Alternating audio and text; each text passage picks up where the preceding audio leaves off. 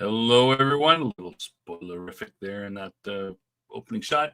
Just ignore that. Forget you saw that. Hello and welcome, everyone, to The Coming of Shadows, the Babylon 5 retrospective. We're into Season 2 now. It's supposedly getting good. That's what Cam says. This is the good season where it starts. This week on the program, we're talking about Episode 1 from Season 2, Points of Departure. Oh, it's getting exciting. But before we get into the show, let me welcome my co-host, the man who knows all about Babylon 5, the expert. It's Cam. Say hello, Cam. Good evening, everybody. All right. Good evening. Yeah. Are you excited, Cam? Oh, yeah. We're getting into the good stuff. Indeed, we are. Just so everyone, I mean, I don't know. I don't remember if he complained about this on the show, but backstage for sure, he was like, "Oh, let's get through this season 1. Come on, can we get through this?" I think I was pretty clear during the show. Were you clear to everybody else? Yeah. Okay, I don't remember if you said that to everybody. So I don't know. I was trying to spill some tea there, but I guess I'm not spilling it since you're pretty much. No, I'm an open book, buddy. All right. Okay. Before we get, I hope everybody enjoyed the new little slight change to the opening there. Just spruce it up a little bit for season 2, and maybe I might have to do a little more sprucing. But yeah. Okay, so let's get our guest hosts in. We have, of course, Death Angel Shadow and Jason, and our guest host, Madman's back. Gentlemen. The truth points to itself. You can say something. Go ahead. Something. Hey, everybody. How's my audio? It's good. It's good. All right. You're there. Having Yeah. some issues. I All right. see that Madman and myself both chose the same little ditty under our names. So, Snob, can I do a tiny bit of housekeeping? You bet. I just wanted to thank everybody for the last couple episodes. We've had some good viewership, and we simulcast on Jason's channel, Sci-Fi for Me TV, and there was good viewership over there as well for our season 1 overall wrap up. So I just want to say thanks to everybody. And Snob's actually getting a few subscribers, so They're creeping in a little bit. Slowly. You're Slowly, welcome. but we got 12 days to get to our goal. Almost there. Yeah, it was a good show. I also just I've been using YouTube has this clip feature where you can easily clip videos and stuff. I didn't know anything about it. I just sort of dug into it and looked at it. And so I've been clipping. If you've noticed on the channel, I clipped a bunch of the stuff we talked about last show, put it into sort of bite-sized pieces. Some of them aren't very bite-sized. Some of them are 40 minutes long. Some of them are more reasonably closer. But I put them by theme and stuff. So if you can't watch the whole 3 hours and 15 minutes of last week's show, it was a long one. You can go to the clips, pick whichever one you like the best. I want to see what you guys said about Sinclair, Ivanova, and Garibaldi, and just watch that one. Whichever ones you watch. And yeah, people are watching them. So that's good. I'm glad. Hopefully we'll bring in more viewers and get more interest. That's awesome. All right. Who do you got in the chat? Dustin D2. Good to see you again. Welcome Michael, back, good to see Dustin. you. Welcome back. That's the only. I see Cam. Oh, Michael's here. Michael's here. Yeah. No, Michael and Dustin are the only two that have decided to show their faces. Everyone else is. Since we got 10 viewers, it looks like everyone else is keeping quiet. That's fine. Hey, just you don't have to. You can just listen. That's no problem. All right. Anybody else have anything to go over before we jump into it? Everybody's good. I want to brag on my potato. Look at that. Ooh, Look nice at that. potato. Where'd you buy that from? I grew that in my own garden. Thank you. I very kind of much. figured that. I was just, giving And you an opening there. Yeah. Is it safe to eat? Can you Well, eat sure it? it It's is. not green, is it? No, You haven't even, but it doesn't come from the store. How do you know it's safe? because I grew it. Oh, right on. Now I got And to it's give it not time green. to cure. It's got to cure, but then give it about a week. We'll be able to eat it. Them's good. It's good eating. It looks good. And that does relate to this episode, which we will get into because hydroponics was mentioned. Yes, That's it true. was. Yes. Mhm. So we've got last show we did the trivia answers at the end of the show. So we have no trivia answers for this show, but we will have trivia questions at the end, Okay. as per usual. All right, No so promises. dive right into it. Now that we've got the potato on the way, we got the potato out of the way. Well, Cam's going to read the summary. Yep. All right. I think that potato needs a spot with up there with Todd. Jason. Yeah. Todd's looking Position a of little hungry. I'm honor gonna there. eat the potato. Oh, okay. I'm not gonna keep it for display. I'm gonna eat it. And I that's love potatoes. and strangely, that's exactly what happened to Todd, right? Clearly, I love potatoes. I can neither confirm nor deny. Yeah. All right, let's cannibalism aside. Let's let Cam go ahead. Cam. All right. We are episode 1 of the season, Points of Departure, episode 23 overall. Written by J. Michael Straczynski. Original release date November 2nd, 1994. And production code 201. So matching its air order. Captain John Sheridan takes command of Babylon 5 after Sinclair is reassigned. A rogue Minbari warship is on the loose, and the truth behind the end of the Minbari War is revealed. Let's go. All right.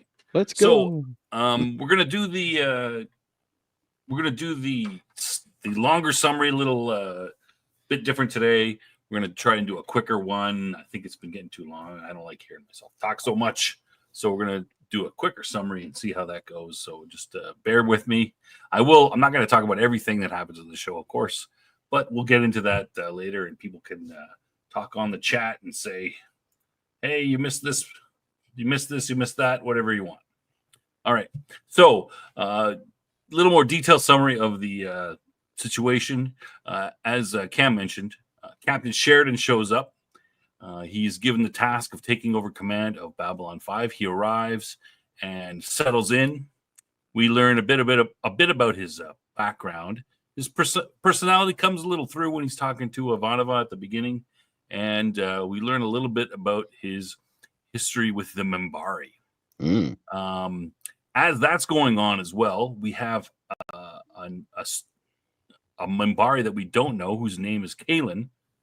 He shows up on the station, and we find out that he was originally the second in command of a ship called the Triganti, and this ship refused to surrender during after the Battle of the Line. When they were ordered to surrender, their captain committed suicide, and Kalain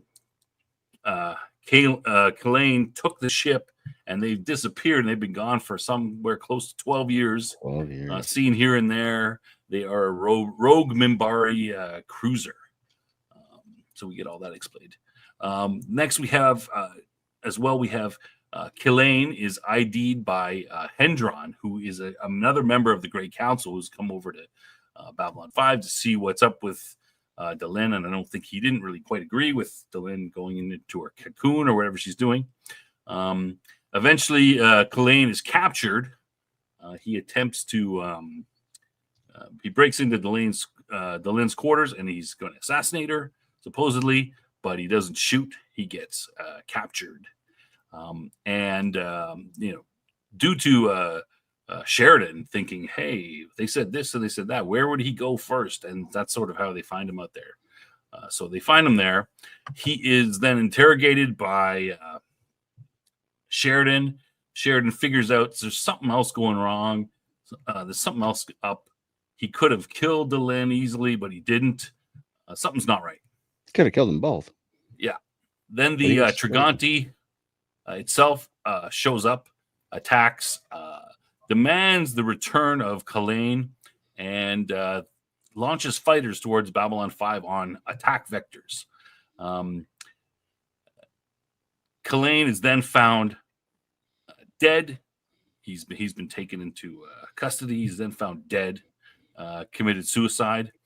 Sheridan recognizes the plan of the Minbari, which is to restart the war by having the humans attack them. They claim that Kalain was killed while he was captured or something to that effect.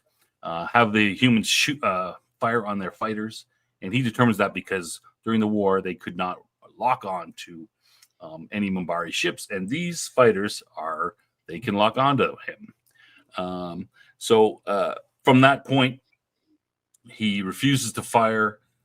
He calls the another Minbari cruiser that's been looking for the Triganti, excuse me, and that comes in.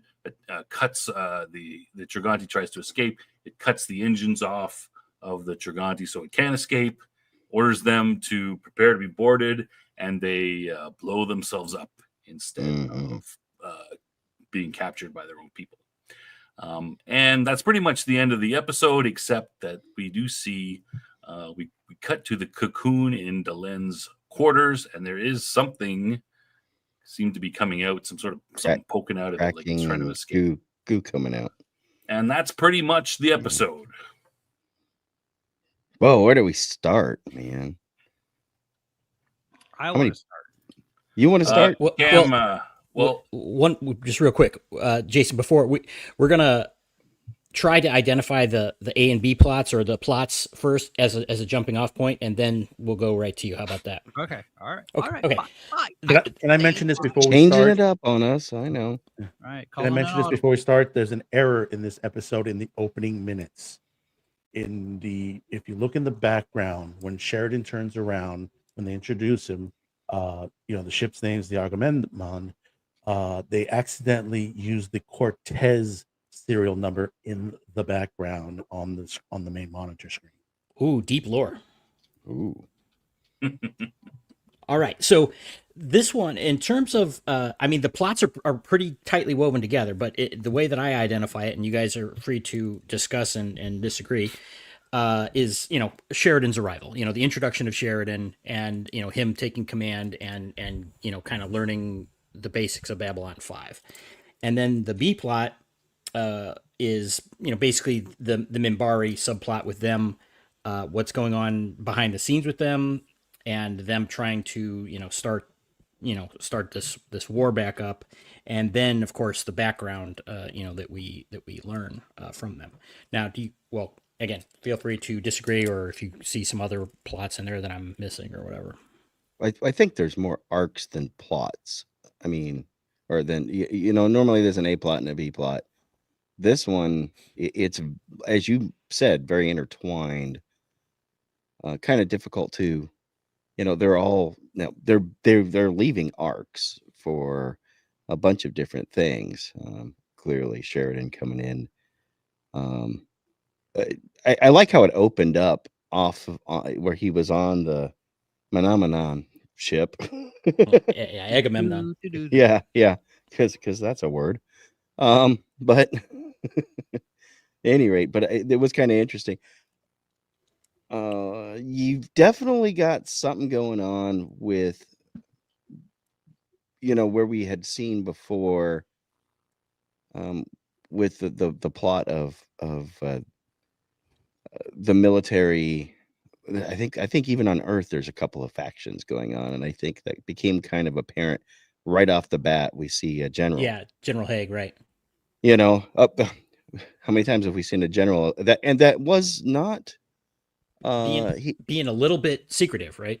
Yeah, he was being a little secretive, yeah. But he wasn't combative. Mm-hmm. Like the only other Yeah. time we've seen Right, we've seen challenging everybody. anybody in the military, they're trying to challenge Sinclair for the control of the station. And I think you're pointing out some important things that we can get into a little deeper. But yeah, there's definitely something brewing, right? Right.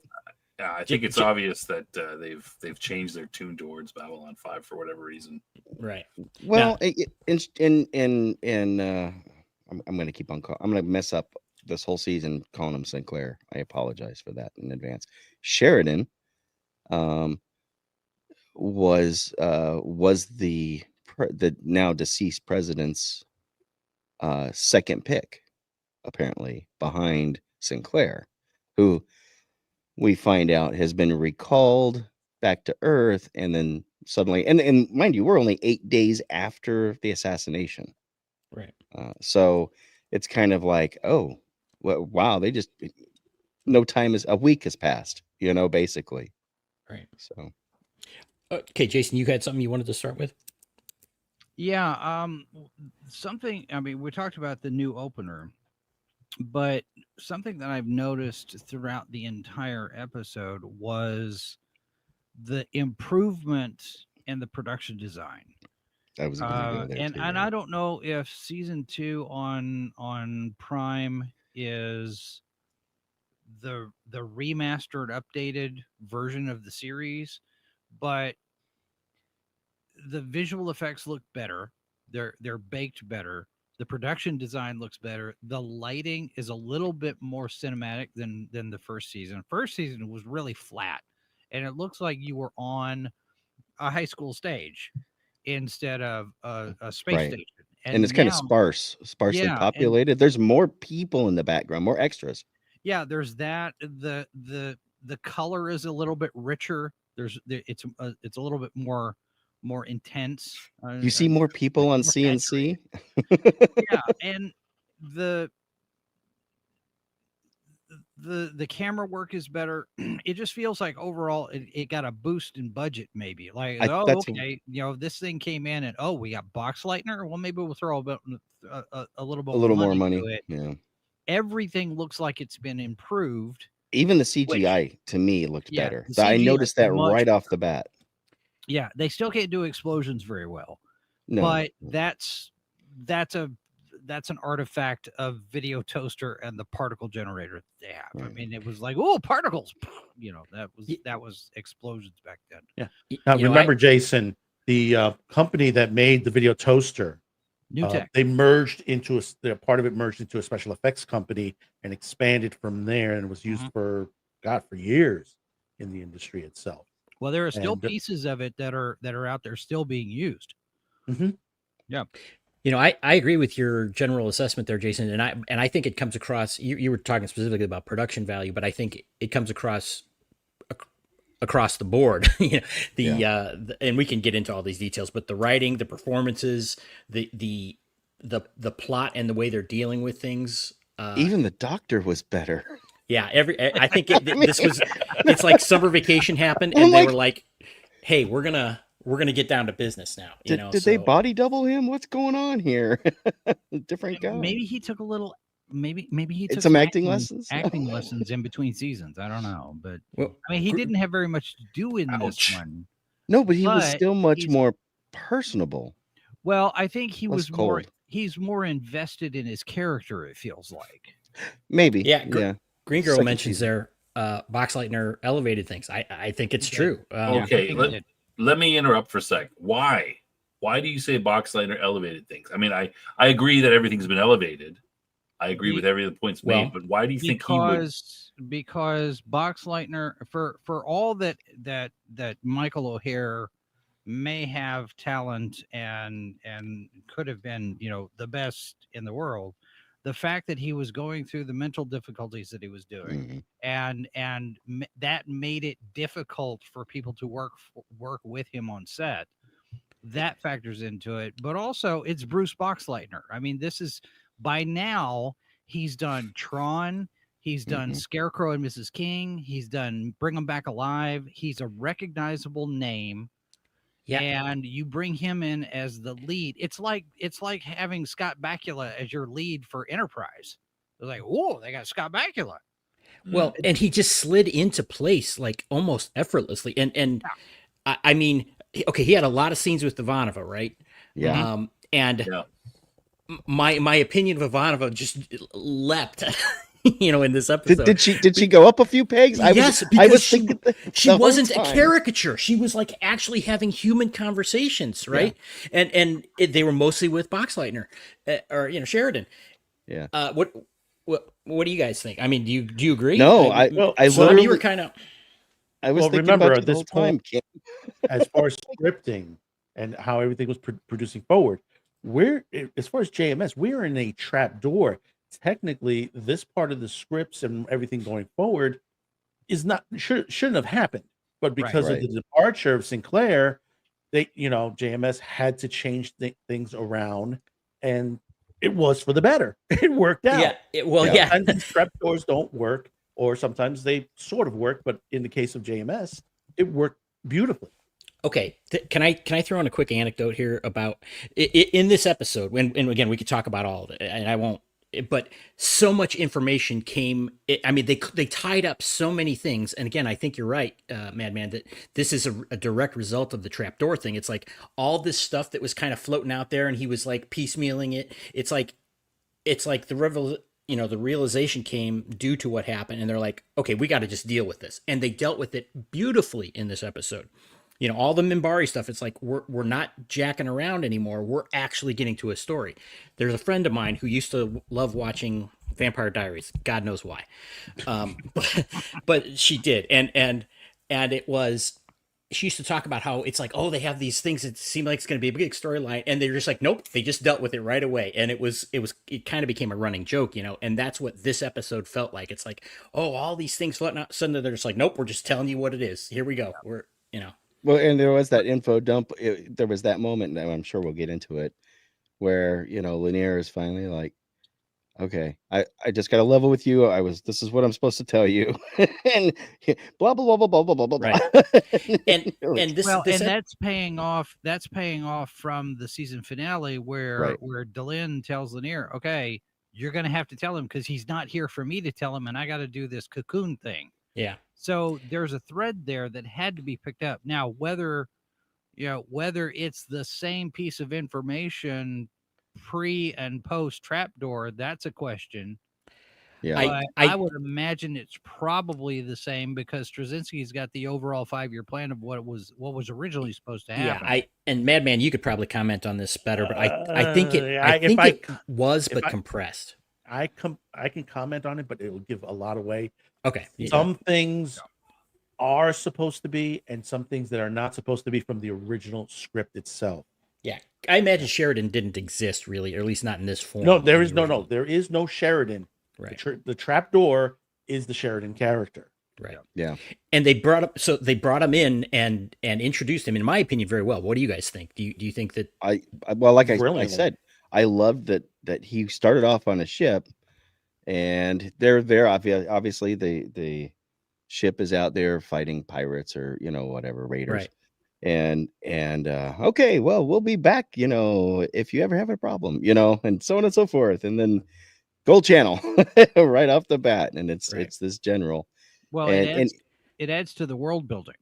Right. Because up until this point, Earth Force has been these couple of faces on the screen, and there's always hostile. Yeah, and they're off on Earth. We don't get a sense of Starfleet. We don't have any ships other than the Star Furies, the little fighters, the cargo ships, and whatever. And we hear talk about the civilian ships, the transports that come in, people coming and going, whatever. But we don't get any sense of any military operations outside of, here's a Minbari warship. Okay, where's Earth's warship? And now we finally see one. Yeah, yeah. And Sheridan has a reputation because he did something nobody else could. Yeah, well, and you want to talk about Snob, just once, Snob, you brought this up. Did you have a point you wanted to make with in particular that, or you were just trying to? No, I was just trying to hear. I'm curious as to what you guys thought. I thought that, I wanted to. I was curious about how you felt that he elevated things. I'm not saying that I disagree that it's not elevated. I just was curious as to why you were. Okay. I will mention that what you guys were talking about. You're talking about there's a lot of plots being wrapped up, but there is a ton of plots that are still not wrapped up, right? Like often in these kind of shows, the new show for the season will wrap everything up. We still don't know what's up with where if Garibaldi's going to live. We haven't seen Delenn. We don't know what she's going to look like, if she's going to be a butterfly or if she's coming out. What the heck's going to happen with that? We still don't know where Jakar is. There's a ton of plots that are not, major plots are not wrapped up. But we're also introducing, the new commander of the station, the captain of the station. Right. So, it's kind of like those first episodes in season 1 where, okay, this episode is about so-and-so and so-and-so. Okay, we're getting introduced to those characters. And now we're getting introduced to the new leader. It did bring us to a plateau though, right? Yeah. And in relation, I mean, while Jeff, why don't you talk about the thing you were going to say about what Sheridan did? What's his claim to fame? So Sheridan, and you'll see both Madman and myself kind of chose the same little thing, Star Killer, which obviously it's got to be a tribute to the original name for Skywalker was Star Killer, right? I'm sure it Somehow was Star Killer returned. yeah. So, but basically, he figured out a way. They explain, and it was explained pretty well that one of the problems that we had when fighting the Minbari was they have some sort of stealth technology that prevented our ships from being able to lock onto theirs, and we weren't, no matter what we seemed to be able to do, we couldn't hit them because of this technology. Oh, sorry, Outpost. But at any rate, he Kobayashi Maru, is that, he kind of did his own More like a Well, 300. what he ended up doing is he ended up mining an yeah, asteroid field, the asteroid belt between Mars right. and Jupiter. But he And came up with an outside of the box thing, and then Yeah. we can target those, no Yeah. problem. So just well, start a and chain reaction. to start, blowing up the asteroids caught the ships, and then you could detect them because of the impact. Right. He did the always excellent area attack. Yeah, area of effect spell. But yeah, I mean, Using and your metaphors there, Jeff. hard to believe that. Well, of course, that's me. But hard to believe nobody else thought of this. We're at war, and it's whatever. I mean, Well, It's kind of like the Holdo effect, right? Hey, let's just take a ship to hyperspace and fly it through another hyperspace ship. no, it's No. not like No, that. no. Yeah, I mean, it's So- like nobody's ever thought of this before. I wonder why. well, but this is a legitimate, tactic. true, I mean, that not something that there was always a plausible reason why you shouldn't do that. So, Well, go ahead, Post Sam. Nerd brings up something I wanted to talk about, but we Sure. can talk about that in a bit. Yeah. Yeah, go ahead, Cam. Well, and they do mention so Sheridan is the only guy who basically won a battle against the Minbari, and it was a big one. He blew up. They mentioned this. He blew up their flagship. Right. And and- three other And three heavy cruisers. other warships. Right, Yeah. right. Heavy cruisers, yeah.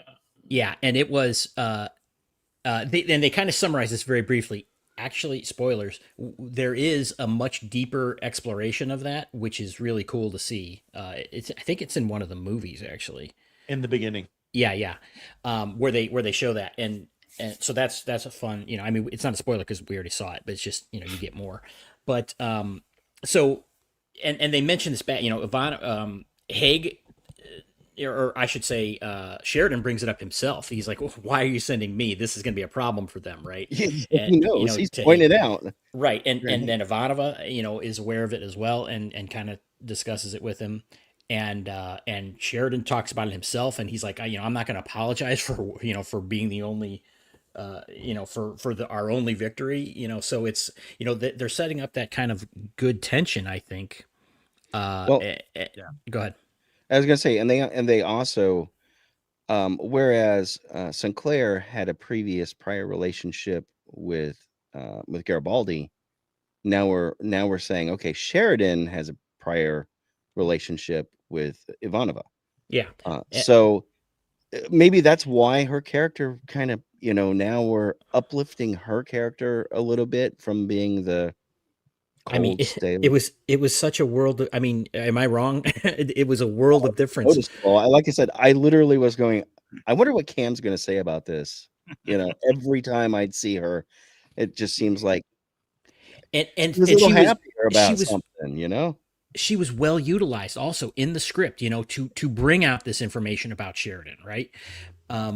Start with them on IO, I think. Right, but they didn't bring it out. So it was like they were familiar enough with each other to have conversations in a somewhat casual way without it being like, oh, look, we're best friends. And, I mean, that's what I thought, at least. She's kind of like the doctor's companion, right? Where when you have a regeneration for the doctor and the companion hangs on, she's the audience proxy for the transition to get people used to the new lead actor. Right. And it's almost kind of the same thing here, where usually you have the banter between Sinclair and Garibaldi. Well, now both of them are unavailable. Sinclair's gone, Garibaldi's in coma. So who's going to get that back and forth? Well, the fact that Sheridan and Ivanova have a relationship, you can give it to them. Right. And it's a little bit different because of the dynamic and that sort of thing. But I think it does add some energy to her character, and it opens her up and animates her a little bit more, because this is somebody that I know. Because you remember in season 1, she didn't know Sinclair. She didn't have any prior relationship to anybody, so she's a little standoffish. She keeps to herself. We've talked about that for a couple of times. She's very wretched. Doesn't trust anybody. I'm just gonna do my job and focus on the job. Well, I think the assassination of the president has also had an emotional impact. That's a gut punch for her. And she does say that. She does go into, because she Yeah. goes into a little explanation about that when talking to Sheridan. Yeah, and I think that how are you doing? How's the crew doing? How are you doing? Yeah, I think and she's very concerned about Garibaldi, so I think she's trying to also reinforce that relationship. She's there like clockwork, 2:45 every day or something like that, I think it was. And she may feel a little bit of a guilt obligation there, because they didn't get along until toward the end of the first season, and even then it's kind of touch and go some. So maybe she feels like she's got an obligation to him. Yeah. And I mean, Lanier is the primary Minbari right now on the station. He's the star for the Minbari right now. This episode also has a tight cast, right? You've basically got a handful of people. There's no Londo or Veer, no Narn, no Kosh. You've got the Minbari and you've got the Minbari and the humans, and not even all of them. You've got basically six characters that are kind of actually there's one more. Okay. Well, yes, the guy at the end of the show. No. Well, I'm like, who's that guy? In the opening credits, there is one more added on, which is the pilot Kefir, which basically that introduces another story arc that comes into the Babylon 5 storyline, which is also just as important. And I've always said, when you look at a Babylon 5 episode, whether it has a lot of content or it has very minimal content, there's always something in between. It's sort of like a good sandwich. You get that little piece of meat that basically is really good, it's really tasty, and mutton, you just lettuce, and cheese when it's very, very thin. Exactly. But was that the guy that they were eating with at the end? Yeah. And so there is a tiny little plot with him, right? See, to me, it's like, okay, who's that random new guy that they just threw in at the last scene? But he is in the opening credits. Yeah, he's in the opening credits, but I don't. He's in. They were in the. He was one of the pilots, right? Yeah, he's a lieutenant, so he's probably a squad leader or something like that. Yeah, okay. He's a pilot. He's Apollo. I was kind of like, why is he eating with them? Because he's kind of random guy, He's probably the CAG. Probably, could be. Probably the CAG. Yeah. Well, the CAG usually doesn't go out. No, actually, there is one other character that is his commanding officer. We won't see him until about another 2 episodes down the line. So. Okay. Yeah. But I mean, I'm like, oh, is that one of the guys that was in the Star Fury? Well, yeah, and he's high enough rank. He's a lieutenant, so he is associating with the Doctor and Ivanova in a casual way setting. So it's kind of telling us, where his position is. Well, he's an officer. Well, and Jeff, he was the one that was in the Starfleet. He was like, "Come on, tell me what to do here. We're hanging here and not doing anything." That's right. But I didn't, I didn't pick up on him being the same one until, of course, there was the scene with the little. There's a lot you don't pick hologram. Up.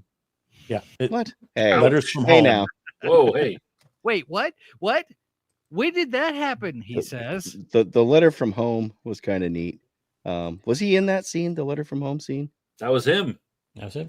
Oh, was that him? Oh, okay. Yeah, you got the letter. See, I wasn't so engrossed in the story with what was going on with Susan and with Sheridan and Lanier and the what would you call it? Minbari on Minbari violence going on. Now, most people don't realize in this episode, and the reason why Sheridan was chosen was a little bit. It was given a little bit of an explanation, sort of, in his speech. Yeah. If you remember the speech and what he said when he went to Nepal. Yeah, something He about explained that carrots. he's a son of a diplomat. Oh, yeah. So we get to the point that basically his father was a diplomat, so that would make him a prime choice to run the Babylon station. He got to meet the Dalai Lama. Well, and you know, you talk about this episode not having everybody in it. I think that works to its advantage because it's not crowded. You're not doing too many different things. You're not you're not stories, falling all over themselves. But I think also too, Jump cuts were better. Yeah, well, you have when you're The editing. introducing Sheridan, you're introducing this new character who's going to lead. It helps to not bog it down with all of the other superfluous, this character, this character, this character, this character. You have a purpose for this episode is to get Sheridan into the station. And Right. other stuff is ancillary to that, and you talk about some threads that still haven't been picked up. Right. We spread those things out, so we get the audience has to get used to Sheridan, and then we can jump back into everything else. What's going on with Garibaldi? What's going on? I mean, they did touch on it. We saw them, but they're still kind of, in the same situation they basically were up until the very end. And that, Can I? And we find out that Garibaldi's agnostic. Yeah. Mm-hmm. If you catch on to that, yeah, I heard that. Which really kind of surprised me because he's a recovering alcoholic, and a lot of Alcoholics Anonymous and recovery programs tend to acknowledge a greater power, a higher power. Whether you acknowledge it as God or just architect of the universe or whatever.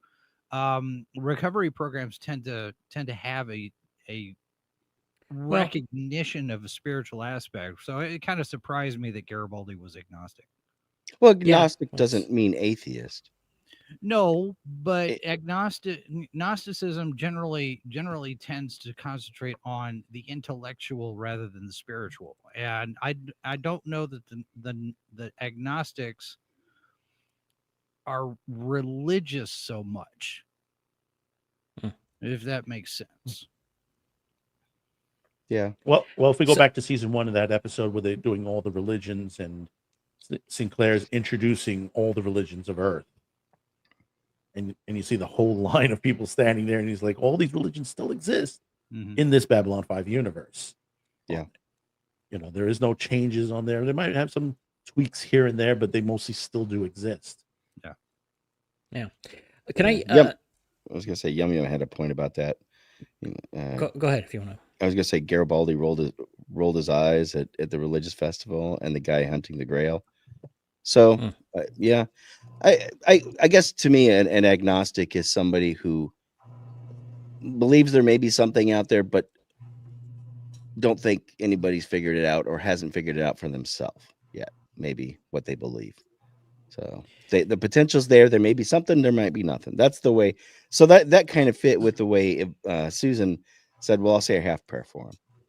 Yeah. Maybe there is. Maybe there isn't. Can I point out a few things that I saw with Sheridan that I think really worked to get the audience warmed up to him? Yeah. When he had this, these a few whimsical moments, like, I had an orange and he's excited about produce, right? We mentioned with Jason's potato, and, that being out on the rim in a ship, they're not getting fresh produce, right? For a long period of time. And then, he's also excited about the fact that they have real water showers, which is, for certain personnel. Yeah, right. For the upper crust. And so it's kind of giving you this little bit of like, this guy has a capacity to be happy, Mm-hmm. about small things, whereas oranges. Oranges. He had oranges You on the know, shuttle. I just Right. had a thought because his the whole thing with the water shower, in the Navy, especially with submarines, there is a thing called a Hollywood shower, where if you do well, my understanding of this is from Tom Clancy novels, so I may not have this entirely right, but he did a lot of research, so I'm pretty confident that this is true. Mm. That because your limits are you're limited on your resources, how much water you have. You generally splash a rag, wipe yourself down. You're not able to just keep the water running, hmm except if you get a reward of a Hollywood shower, you get to. And it's a little tiny detail, but the fact that Sheridan comes in, he's like, oh, hey, you guys have water showers. Yeah. It struck me as like, oh, that's kind of a cool thing. I don't know if Straczynski has any experience, a background in the Navy or not, but they made me think of that a little. Well, it also gave a little bit of background on the station too, a little bit of world building there about Mhm. Yep. water reclamation and the fact that their hydroponics and growing ability is far and above what ships have, for example, which is Right. presumably none. So I thought that was a Well, nice we know they little have touch. coffee. And I Well- wonder if that's going to come up at some point later in the future. Maybe. I mean, In fact, they have. we'll all see the it. We'll see how precious a hamburger is in the the upcoming episodes. and With- a Rat steak burger. and I'm thinking more along because okay, see the we started the garden coming out of pandemic, and a lot of people talk about victory gardens back during the war, during World War I, World War II, right. and the idea of self sustainability. Water reclamation. We have rain barrels. We have the stuff that we do in the garden and homesteading. And then when he sits there and says, you talk about the water reclamation and the resources that the station has, I'm just wondering if that's going to come into play at some point. Well, remember also, JMS was always a fan of BBC television. And one of the big shows out there, if you remember, Victory Garden on PBS. Mhm. That would always teach you, gardening tips and stuff like that. But back then, extensive that you could put your own garden in the back your backyard. To the point that it was being pushed back then. Now it's it since COVID, now you're getting it. People are getting back into it once again. Yeah. But we, after that went off the air, things disappeared, and now we're back in again. As far as that. Well, there was one other thing that I noticed with Sheridan that I really liked, and I didn't remember this in particular, but in our earlier episodes, remember, like, especially the first couple, where it's like there's something going on, and Sinclair's like, I'm going to go address this myself. I'm going to go out in a Star Fury and, grab the ship that's going to run into us, or I'm going to go, track down a murderer or something. And in this episode, when they, Sheridan quickly figured out what was going on with the Minbari, with Kalain. He showed up with a security team, right? They busted into Len's quarters with several security officers. It wasn't, and to me that just rang so much better. It wasn't this Kirk Spock kind of thing. I mean, he was there because he was seeing what was going on, but they didn't have a need to put him as the hero guy right in front. He wasn't the first one through the door. Right. Yeah. He was, and I think it worked especially well for this because it's like he's the commanding officer now, right? It's and it put him in that position nicely. I think it's another little bit that helped do that. And overall, beyond that, it's just such a contrast between Sinclair and Sheridan. Sheridan he was competent. I mean, everything he did screamed competence, right? I mean, Right. he was on the ball, but it wasn't like, oh, I just know everything and look at me. It just seemed reasonable. What do you guys think? Well, remember, I this would is agree. only episode 1, and we're still developing on Sheridan. So Yeah. Well, there's a lot that's the more to thing Sheridan is- coming. That's Yeah, the go ahead. thing is there's a lot of development of Sheridan in this one episode. Yeah. And I mean, he comes on, he's very relaxed with Ivanova at the beginning. I mean, they knew each other before, but she would have been a more junior officer. She Mhm. wouldn't have worked directly necessarily for him. Like she would have been one of a bunch of them. So I don't think they're that close. But- It's not right. like But she he- was his 2IC like this one. He But- mentions though he recognizes that she's he- the guy. She's the Right. one that's going to help him ease into Yeah. this. Yeah, Sorry, he's go ahead. pretty relaxed And builds you her know. up. Yeah, You he know. builds her up a little bit. He's like 'Cause talking about, I really miss oranges. I thought that was a little bit over the top for a I captain didn't. to be that, familiar, especially on first meeting. But that could just be his personality. Well, no, you got to that's how he remember is. with where the Agamemnon was, they were out at the rim, at the edge of the galaxy, in patrol on there and doing research work. So basically, and you'll hear a lot more of this going forward with a lot of other ships that come along to Babylon 5, is that they've gone out further, to where points where mankind has not gone to yet, or any other race has gone to. It's that edge that they just haven't gone beyond it as of yet. Because they're unable to, because it would take so long. They would take too long to come back. They only get to one point, then come back. But the thing about it is, how much food do you carry? How can you carry that much food unless you have an arboretum built into the ship, which technically the Earth ships don't have gravity. They don't have gravity control. They have just a rotation gravity control that basically has to continue to circle, similar to what Babylon 5 does. Does that Right. little circle thing. These ships do the same thing. So it's kind of difficult to put it in a small ship of that nature on there. So they're going to have to be like on tablets or something, whatever, what they're doing as far as how they eat. Yeah. Yum Yum brings up a good point here. It's Sheridan does get a little uppity with the Great Council guy, and also with Kalain, where he's I think part of that is he doesn't like Minbari. He probably has a more negative attitude towards them than any other race. But I think it's played relatively subtly. It's not Yeah. like, I am Minbari, I'm gonna, which again, it's not ham-fisted. I'm just so elated that we've got some nuance finally in the writing. Yeah. I mean, interesting. We had talked about this even in the wrap up episode, but we had seen this coming. Theorized, I guess, for those of us that haven't seen everything, about the conflict in reaching ahead and with the Minbari, and I think that's kind of brought out in here with the what was his name? Kalain? Kalain's the warrior cast guy. Yeah, with the warrior cast and the religious cast, being at odds. And now we're starting to see some cracks in that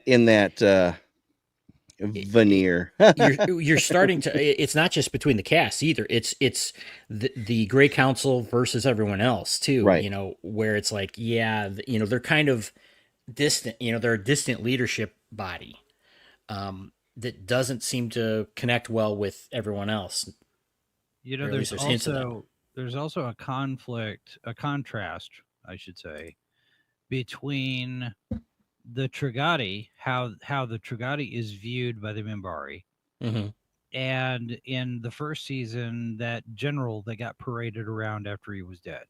There's the Minbari hold this guy up in high esteem, and we're going to take him around, and we're going to do funeral march for a marionette all the way around the galaxy.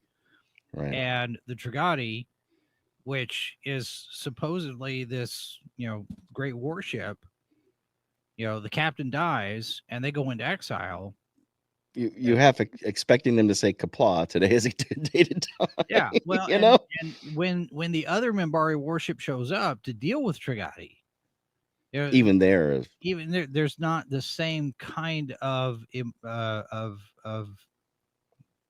emotion, relationship, regard for that ship and crew that they would have for the others. So you start to it kind of goes a little bit more toward, the various different cracks in the Minbari factions too. Right.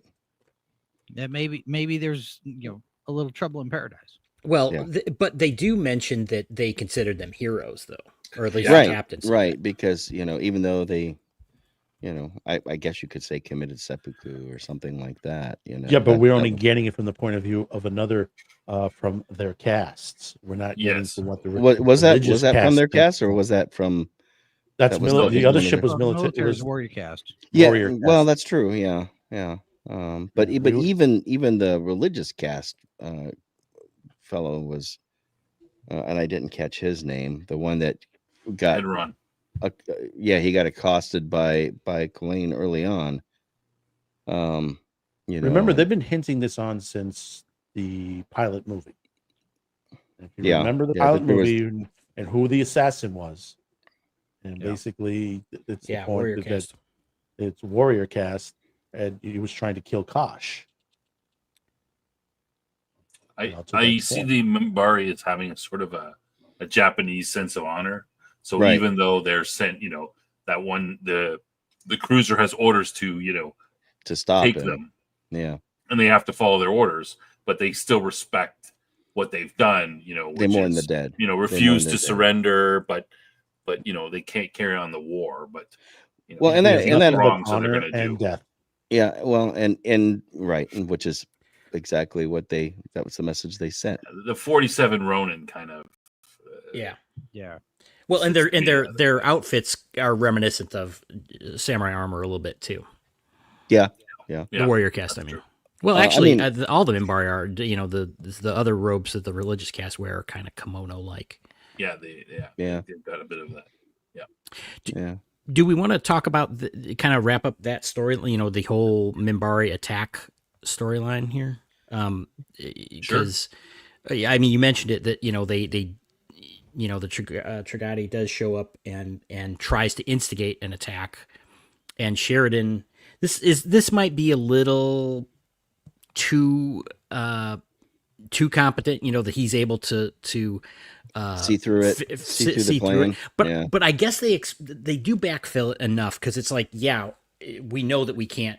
We know that they're cloaked essentially, or some kind of stealth technology, and he picked up on that because he has experience with it, right? Right. Yeah. So And it's a lot of experience. Like, And they were trying to directly- provoke. They were trying to provoke conflict. They wanted to restart the war, right. or die trying to restart the war. I thought, Cam, that it was actually well done. It wasn't overtly, because he's suspicious right off the bat. He's like, Kalain could have killed them all. Why didn't he kill him? What's up? There's something's a little fishy right off the bat. Yeah, That I think freaks it him. was. I think it was written sufficiently. It was credible. It's just a. I'm just saying that they laid it on slightly thick with Sheridan's competence. I like it. Don't get me wrong, but it was like he did really well, right? I mean, he came out of the box with an A, right? For his first appearance, he wasn't captain. bumbling at all. Right. That okay, and I'm fine with it, right? But it, there was a lot. And then you also, I mean, he did have some inside information, because then it was not only that, but also the thing with the sending the message into hyperspace, and, him kind of anticipating that the other Minbari ship was there. So there's a lot that, he really hit it out of the park with. But I did also, and I'm sorry I've been too much here, but I did also like that the crew kind of like did question him a little bit when he told them to stand, the fighters to stand down. They're like, what are you talking about? It's like, because they don't know this guy, right? I mean, he's new to them. I think they were looking to Ivanova. Yeah, right. To be like, is he okay? Right, and they Rank did or not. they did do it. It's like, he's the commander. Okay, we're doing it, right? So I think it all worked out nicely. But I kind of like that they were a little stunned by that. They weren't just robots. Immediately trusting. I think any in a situation like that, any military officer they're gonna ask. I mean, them asking for confirmation is their way of saying, what the F? These guys we're about to die. Why don't you let us shoot back at them, sort of thing. So that's kind of the the military way of doing that. Yeah, But I thought. so I thought that was very, that is kind of somewhat normal. And the fact that he's brand new too is going to make they haven't learned to trust him yet, right? So Well, Right. they're going to be a you- little more. Are you sure, man? Although I don't know You about You know what you're doing? You just surrendering. showed up here, and these guys are trying to kill us. What did Susan say? I surrender the Babylon 5 to you, which I don't. Yeah, That's surrender not the command. exact phrase that they use, is it? When they change commands, relinquish command. Yeah, well, I mean, there's usually official ceremony and everything when they do that. Well, they got caught with their pants down there a little bit because he came early. Yeah, he was. That's he was true. off schedule. That's true. Well, the other thing too was Sheridan. He's great tactician, starship commander, the only one that won a battle, and so they do a lot to build him up. Right. But I also think they offset that. Straczynski offsets that with the oranges and the shower and the speech. Mhm. He's a little The little superstitious, things, it's stuff that these add layers to him, but they also add they humanize him, so he's not just I- a two-dimensional character coming in to plug a hole. Yeah, and I think my opinion is Sheridan in one episode gained more depth than Sinclair did in a season. Agreed. Yeah. I would agree as well. Now, that said, there was a lot of time given to him in that episode to do that, and it was Sure. well used and Sure. everything. But yeah, Yeah, I mean, would and agree. this is strong writing on Straczynski's part, right? It's like he knew it's like he had ground to make up because of, Yeah, Sinclair going away, and he did it. He pulled it off. Yeah, definitely one of the best episodes. If you were to compare it to season 1, it would be up there with one of the best. With the best of the best. So, good way to introduce it. I Yeah. look forward to what's going to unfold. I want to see what Delenn looks like. Although they did show her in the intro scene, and you're like, Yeah, a little bit of a oh, spoiler, right? what's that stuff on her head? Actually, let me, the original season 2 episode 1, from when I recall, it Mhm. wasn't. It was her original Minbari self there, not what's going to be. The kind of spoiler. I think that was because the way it was edited for Blu-ray and for streaming on there. They kind of flubbed up on that. Mm. And Let me, Jason, you're right. They did the Prime version is the updated Is it okay? Blu-ray version of it. I'm I'm not certain if Tubi is running the updated version. Unfortunately, I can't. It doesn't say on their systems if it is the updated version. I wonder if my DVDs are the updated. probably not. No, No. have you gotten it in the last couple of months? Because if you didn't get it in the last couple of months, there is a new box set we're floating now. I bought it at Walmart. It's it's DVDs, not Blu-ray. Yeah, no, they only just remastered it recently. Let's talk about. I wanted to mention this, kind of a minor, but the Minbaris are pretty. As Push Nerd says, and this I picked up on this myself. The Minbaris are hypocrites. They're still mad at him for winning a battle. I mean, Right. That's what I think too. The Minbaris come in. They basically kill all. They win every battle, destroy how many Earth ships, and they're mad that one guy got a couple licks in. I mean, he got one of their best ships for sure, but I Right. mean, it's war, right? You can't we're so mad that you guys finally did a good job. You finally did your job properly. Why I mean, are you so maybe that pissed was off? And just I mean, their- shouldn't we be pissed off at them for the war? I mean, I'm sure there was many more. We lost some of our best warriors, yeah, but I'm sure we lost a lot more warriors than you did. And we lost every battle except that one. Well, the as you said, the warrior class are very prideful. Yeah. But apparently, there was an interesting with I forgot the Great Council guy's name. Hendron, did you say? Agron. Hendron. Yeah, Hendron. when he was talking to Sinclair, and I forget what he was like. Sinclair said something, and he's like, "We don't need to tell you that," or whatever. And then Sinclair kind of said, "Is it this?" And he kind of looked at him like, "Yeah." And then he proceeded to then become more forthcoming. It was like, oh, I'm not dealing with an idiot here. So to me, it was like another point where Sheridan kind of gained respect, even from this guy that didn't like him necessarily. That was a nice little moment, in my opinion. Quoting Maybe you guys didn't. quoting a Klingon ruler, "We don't forgive or forget."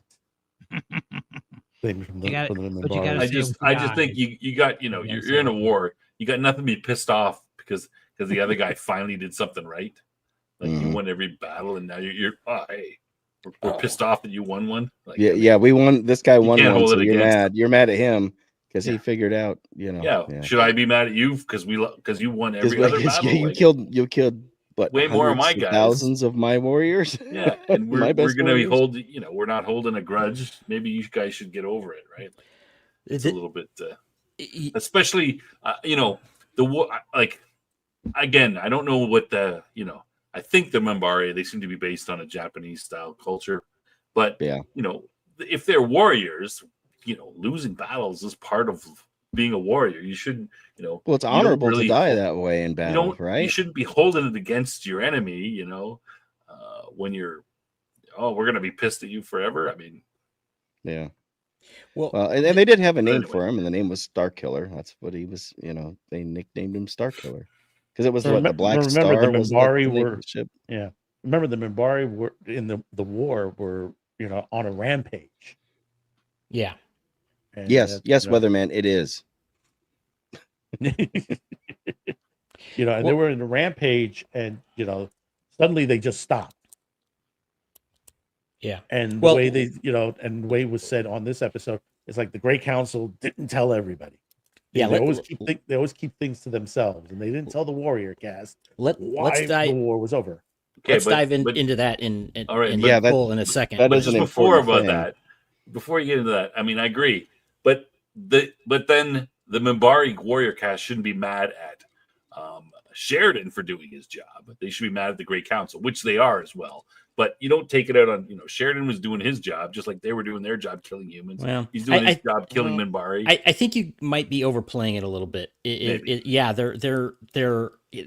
an enemy to them still, to some degree at least, and there's more complex stuff going on, which you just alluded to. There's internal things going on, and it might be easier to point to him, right, and say, oh yeah, we're going to be angry at him, even though they're really angry at, like, say, the Great Council or the and they also point out that they had no say in the matter of him being appointed, right. whereas they did with the Sinclair. with Sinclair. So, but they also are the ones that wanted Sinclair as the ambassador, so they can't really complain. they can't have their cake and eat it too. Well, yeah. Well, that was still the Great Council. That was not the Warrior Cast agreeing on that. Right. Dispin, you got that quote? Can you bring up that quote? That last one there. What's that one? Which one? The last comment. Spamonite? Yeah. Spamonite. It brings up a good point. It says Minbari hate Sheridan because he used dishonorable tactics. In their, that's right. From their perspective, mining things that was dishonorable. So they're a little pissed at him for that reason, specifically. But there is one other detail in here that. Well, we don't. Is that okay? But you're getting that from the future, right? From an episode later on when you have more detail. Is that not correct? I think they probably get into it in more. They don't actually say in this episode that what he did was dishonorable. Like, he doesn't. Like, no, that's not. I didn't see anything. I didn't hear that. In I this think episode. you're right. I don't deny that it might be true, and you could see how the Minbari would think, oh, he mined a bunch of asteroids instead of, that's fighting dirty. Well, I mean, he ambushed us, but well, I don't I'd think rather- it's in the episode per se. That's my point. Unlike the Minbari, I think I'd rather live and be dishonorable than die an honorable death. That's That's not an honor culture. Why you're not a warrior? Yeah. But also you have to bring up that the Minbari don't kill Minbari, sort of similar. And I'm quoting another science fiction here. Right. Planet of the Apes. Apes shall not kill ape. Mhm. Yeah. Onto And that. they do. Although, point that out. Kalain mentioned something like he made some crap. Maybe it's time to start. Yeah, it was right. Which Yeah, was but And which might be some But he foreshadowing. didn't start. He didn't start though. right, but it could be He's not willing to foreshadowing be the one to break the rule. And because Lanier, and remember what Lanier said. He was like, either you shoot me or let me go back to what I was doing. Yeah. right. That was a nice moment for Lanier. But okay, so there is something that's maybe a contradiction or maybe speaking to what Sheridan knows, and that is that when the Great Council guy, he didn't announce himself as Great Council specifically. Like he's like, who is he? He's like, oh, he's from Ministry of Culture or whatever, Right. like CIA guys being called State Department, That's kind of dishonorable. thing. Well, they're very secretive. They're not. That's Right. well known. But the point is, he leaves, and then Sheridan's like, that guy's got to be Great Council. Now, okay, fine. Sheridan's sharp and about that. But remember when Sinclair first heard of this whole thing, or about not Entel's. What are the Great Council called? Their honorific. Satai. Satai, right? Satai, Is when he looked it up, and it's like, oh, Great Council. So it's like. It was they know their computer system, their history knew that there was something called the Great Council, but Sheridan seemed kind of unfamiliar with it, right? It's like it's not a common thing that people know about, but Sheridan did know about it, right? Either that was a bit of a contradiction or telling us Sheridan's a something. captain. He outranks. By by one. Yeah, but Sinclair was also the leader of this important station. Him not knowing that didn't make sense. If it was something that was known. Yeah. Well, he might see what I'm have. saying? Well, now he's an ambassador. He is a full-fledged ambassador now. Clearly. You're making a good point, but I just think with Sheridan would probably have a few more years of command experience overall, so he might be exposed to more stuff. He's been running his own ship, so I can see why he might know these things, and Sheridan and Sinclair might not, but. That's fine. I guess we're speaking to it. The Sinclair thing was hey, you're just kind of on your own out here. You get no backing from anybody, and everyone can come and kick you out of your position. So. Well, it's easier to write that than to get complicated with extra characters and extra storylines.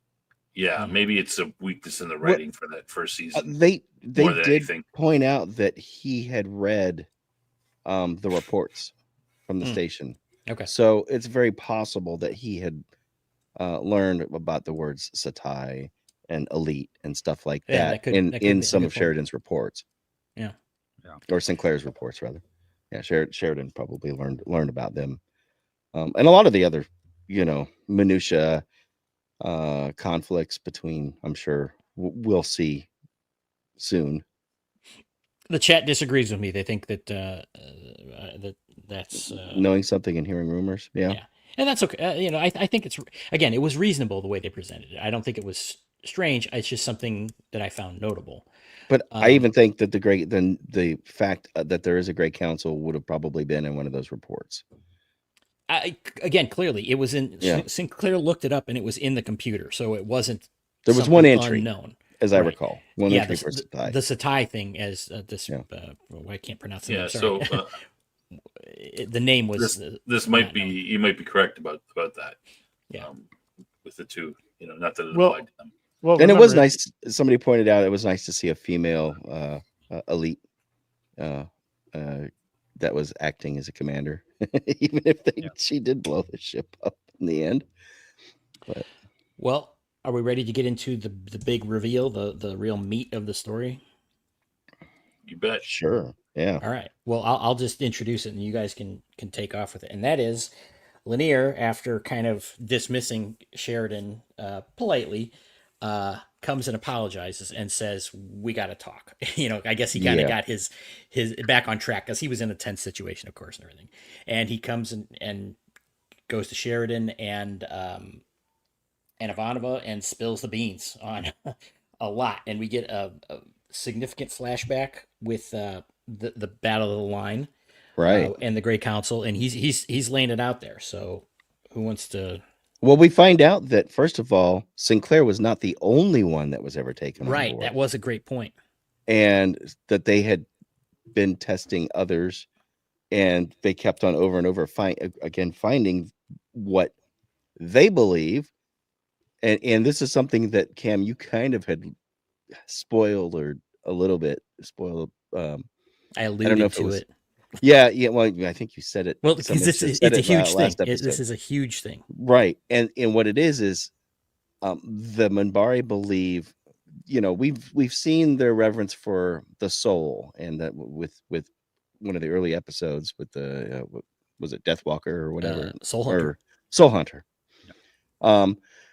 And that's why they don't want that's why they respect the soul, because the soul should be able to be free and be reborn into the future generation. So they obviously believe in a reincarnation type of theology. They have noticed less and less Every souls. generation, Every less. generation has been less, and apparently they have some way of scanning for the souls. And when they scanned the humans, they noticed that some of these humans had the souls of their ancestors. So humans are being born that way. See, that's the thing that was surprising is we knew that about Sinclair, right? That we saw that in a flashback. We didn't know what it meant at the time, but they brought the triluminary up to him and it glowed, right? That was the first hint. Well, now they're telling us directly what that is. But I didn't remember this whole thing about they captured, after that they were like, wait a minute, we got to test this out, and they captured other humans. Can't be just one, right? Right. But that's telling you something about the density of this. It's not like, 1 in 100. It must be much more, right? They Right. grabbed so many random people, and multiples of them were showing that. So that's, it's kind of shocking. But this is the big reveal that, to me, I'm like, thank God we could talk about this now. Because, I mean, this is a huge thing. It's like, it's breaking open all of this stuff that, why, back to the very first episode, why, Delenn is so interested in Sinclair, why Sinclair was interesting at all to them, why they named him, why they wanted him for all this. All of these things have been at least partially answered. We've gotten to the first stage of it, at least. Now remember what the Soul Hunter said to Sinclair. You remember that? Go ahead. They're using you. Yeah. Mm-hmm. Yeah. If you Well, remember that line. Yeah, and one of the things that I did have kind of a little bit of take on, that I was like, huh, was with the way that, how do I put it? When the way that Delenn just chose Sinclair in that flashback scene in this episode seemed kind of random. It was. She literally was just like, that one. That one right there. Yeah, that guy right there. He's coming here. Well, let's maybe take that one. Maybe she's very attuned to the universe. Maybe it just kind of, it was. There is a piece missing, but we can't discuss it. It'll throw a lot of things. We have to wait till after the end of season 4, into the first movie, because they alluded to so much more that she knew that was him, yada yada. Yeah, and she had. I mean, she kind of made an excuse there too, right? Because she was like, she had some kind of intuition, or she was suspicious of something, because she said about how they keep on, dying, they keep on fighting even though they've lost, essentially. Because, Right. remember, I mean, they showed up to observe the end, right? That's why they were there, because they were sure they were going to win. And so she kind of made the excuse, well, we need to know their plans, but I think she was, lying at that point. Yeah, that seemed weak to me as well. I got the sense from watching that whole, with her picking Sinclair and just the whole excuses that she made. She's like, oh, we should, it seemed a little weak, and like as if something was, encouraging her. She had, like you said, intuition, something like that maybe they should be there. Maybe we should look into this. Something else is going on. And she kind of uses these excuses to try to get towards them so she can get the evidence she needs. Yeah. Now the other member of the Grey Council that was there in that same scene was like, well, we need to pick soon because they're running out of. That was implying that our impending doom here, Right. But remember what Colleen says later, says that the council never tells the whole truth. Yeah. And even at the end, when you see Lanier again talking to Delenn, still in the cocoon, lighting, saying his goodnight for her, lighting the little candles. He reveals a little bit more than he told to Sheridan, and he sets the stage about the coming of the shadow. That basically what Delenn had believed is that the Minbari and the humans need to band together and put all their differences aside to fight the shadows. Right, for this future war that we've seen. Actually, the word was darkness. Darkness. Okay. That there's a great darkness coming. Well, yeah, and what did he say? Okay, I actually wrote this down. He says, "It will take both of our races to start the darkness." And that's, then he leaves, says goodnight, and then that's when you see the cocoon kind of crack open and you see the little goo start to leak out. So I think we're going to see Delenn pretty soon. Yeah. No word on Garibaldi, though. So there's something I want to know. Okay, so Lanier says, this is very important. They had to keep this secret, and now it's your secret to have. And then But the president knows. Well, that's one thing. Clark, presumably the new president, is who he's talking about. Yeah. Oh, yeah. And they kind of mentioned that he doesn't believe it or whatever. But how did he know that? How did Sheridan know that? Did Sheridan tell him that, or was it something else? And then Ivanova blurts it out in the middle of the CNC. He's talking about, it's like, is there a cone of silence that they have that we don't know about? Because this has been several times when they're talking about big secrets in the middle of everybody. And now there's a lot more people on the CNC too, wearing white shirts and all. Right. Yeah, I mean, it's like. So I would think that one of those things where the terms of the agreement, the Minbari probably had something in there where they told the president, and this thing may be something that gets passed on from one to the next as a matter of national security, as it were, because every you're talking about when he's being read in on the intelligence reports or something. Yeah, that might be the we know about it, like what's really kept in Area 51, and that doesn't make really any sense. That kind of stuff. I understand, Jason. Your point is, if there was that thing, that's why he would know. I'm not arguing with that. I'm saying the Minbari telling the humans about that makes zero sense to me. Yeah, because it's a big contradiction, because when Lanier says nobody else knows, how does the president know? I assume Sheridan called him afterwards. Ugh. And said, because remember, Sheridan was his pick. Yeah, but maybe he's like, I got to speak to the president. Santiago's pick. He was Santiago's pick. Well, yeah, this is number 2. Yeah, that's true. But I assume Sheridan called him. But I don't know if Sheridan would. If anybody told the president, it would have been Sinclair, because it for Sinclair to be chosen as the ambassador, I would imagine, and I'm guessing here, he might be read in on the secret. Yeah, that's a good point. But Lanier says nobody, only the Minbari know. So that there's still that question of how the president would know, if he knows. Not even all the Minbari know. Who told the majority Sinclair? of So he goes back to Earth. Who tells him there? Because neither side would accept it. Madman, do you know about any detail about that? Wait. No, that doesn't make any sense at all, because Delenn told Lanier to tell Sinclair, and now Sinclair's not there, so Sinclair wouldn't even know. Well, remember, Sinclair leaves 3 days after the president is assassinated. Right. Technically, Lanier could have told him then, but then why is he? He's telling Ivanova and Sheridan, and he does say no one else knows. He doesn't say, I already told Sinclair this, I'm going to tell you guys now. Yeah, but they did say that the president did, only the president, and Sheridan clearly says the president knows. Yeah, for sure. And it's just Sheridan. Well, no, the exact terminology was he called the president. He did call the president, let him know. He did call him. Okay. Yeah. Well, and Ivanova knows, obviously, because Susan was there. I mean, I guess that isn't out of character necessarily for Sheridan, but it's like, someone just tells you a huge secret, and then you go, I'm going to go tell it to politicians. It's like, because you need to know, but and that does also beg the question. My speculation is that the vice president was in on the whole assassination. Oh, for sure.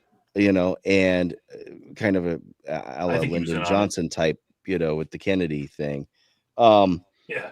how did they get Sheridan in there? Was that just a pure military decision at that point? And Well, Haig clearly has something to do with this, right? that's what Yeah. I'm wondering, if maybe And Haig doesn't they're want to leading talk up about it. to At least not to and Ivanova.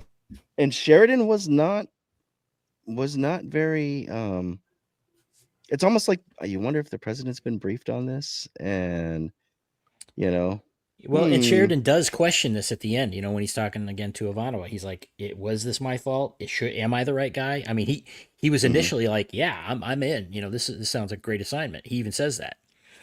And but the vice president would he be wanting war again?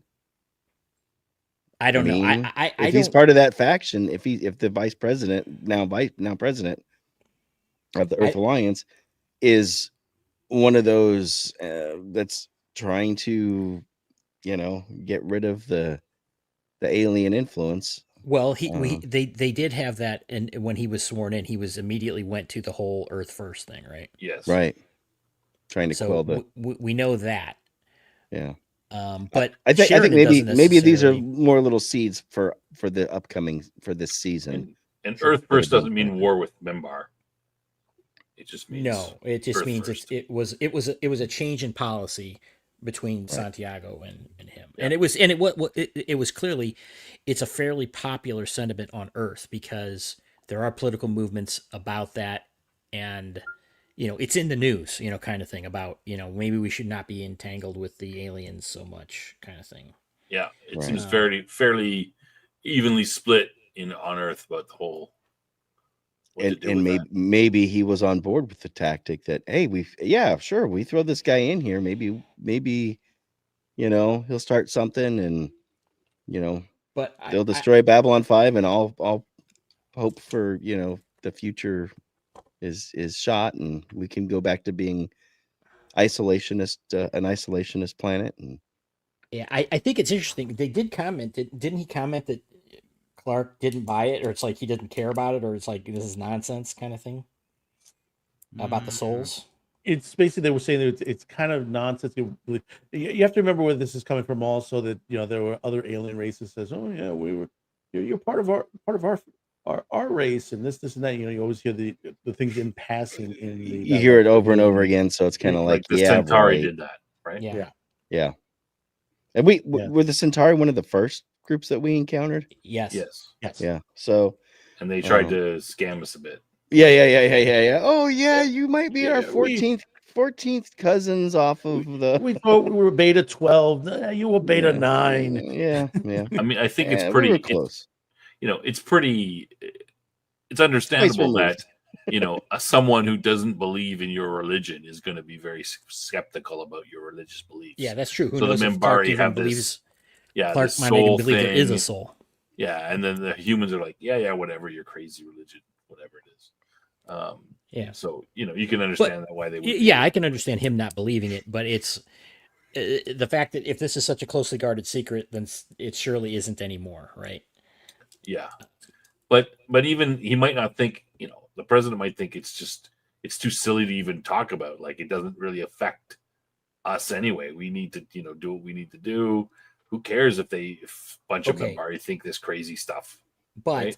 Okay, but you're right. But if Sinclair, or if Sheridan is the one that told him, then he just completely discarded, a request of confidentiality here from Lanier, right? Which it's just Lanier. He's just some aide, man. He's not right, but it would be breaking a pretty big trust. I mean, technically he's acting ambassador. Well, the thing is that humans are going to be loyal to their humans in their chain of command first, right?